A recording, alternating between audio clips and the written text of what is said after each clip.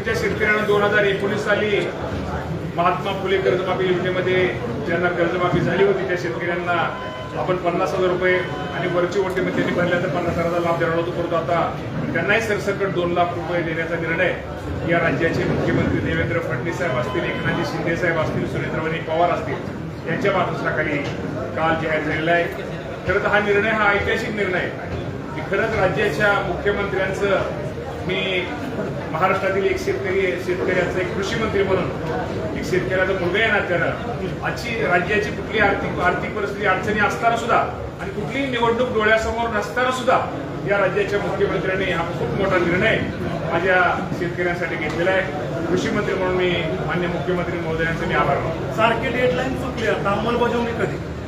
Deadline वगैरे चुकायचा आजकालचा निर्णय आम्हाला करायचा होता आणि निर्णय करण्यापेक्षा तुम्हाला सर्वांना माहिती आहे कुठले अधिवेशन झाल्यानंतर अधिवेशन सुरू असतं आणि अधिवेशनामध्ये पुरवण्या मागण्यावर चर्चा असतील. पुरवण्या मागण्याची चर्चा अधिवेशन पूर्ण झाल्यानंतर ही मागणी पुरवणी मागण्याचा जो विषय तो राज्यपाल महोदयांच्या सहीसाठी पुरवणी मागण्यात जातो आणि राज्यपाल महोदयांची सही झाल्यानंतर तर त्याला आपल्याला मान्यता मिळते. त्याप्रमाणे आपल्याला राज्यपाल महोदयांची सही आपण कदाचित आज उद्या होईल त्यांची सही आणि त्याचप्रमाणे ही जी योजना आहे त्या योजनेचा लाभ माझ्या गरीब शेतकऱ्यांना मिळाला पाहिजे. एखादा इन्कम टॅक्स मोठा शेतकरी इन्कम टॅक्स भरणारा शेतकरी त्याला ही योजनेचा लाभ मिळण्यासाठी त्यासाठी इन्कम टॅक्स जे मोठे शेतकरी त्यांची आम्ही यादी मागतो कारण का ह्यामध्ये कुठे पारदर्शकता आली पाहिजे आणि कुठे गरीब माणसाला त्याचा लाभ मिळाला पाहिजे. साधारण ती यादी आम्ही माहिती आहे निर्मला सीतारामन साहेबांच्या ज्या आपल्या अर्थमंत्री देशाच्या आणि त्यांनी त्याच्यावरती त्यांच्याकडे आम्ही यादी पाठवली परवानगीसाठी यादीसाठी त्यांना पत्र दिलेलं आहे. मुख्यमंत्री त्यांच्याशी बोलले कदाचित 1-2 दिवसामध्ये कदाचित रात्री पण आली असेल.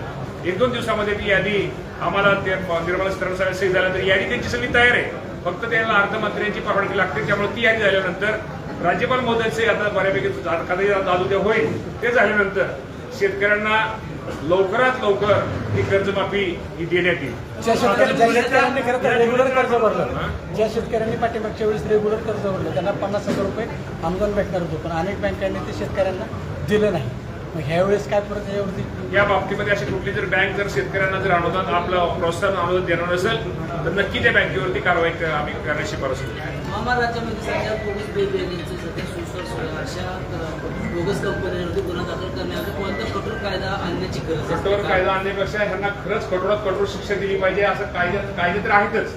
कायदे असण्यापेक्षा आज सोयाबीनच्या बियाण्याच्या बाबतीमध्ये आपण म्हटल्याप्रमाणे खूप काही ठिकाणी की बोगस बियाण्याचं तिथं बोगस बियाणं उगवलेलं नाही आणि मी सभागृहामध्ये त्या बाबतीमध्ये आश्वासन दिलेलं आहे की ज्या कंपन्याच्या बोगस बियाणं उगवल्या त्याच्यावरती कठोरात कठोर कारवाई करून त्या शेतकऱ्याला काय न्याय देता येईल किंवा काय दिलं पाहिजे